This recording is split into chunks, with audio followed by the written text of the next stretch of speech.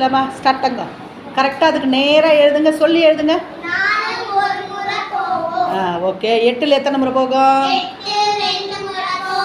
12ல் எத்தனை முறை போகும்? நீங்களே சொல்லி போடுங்க. Very good,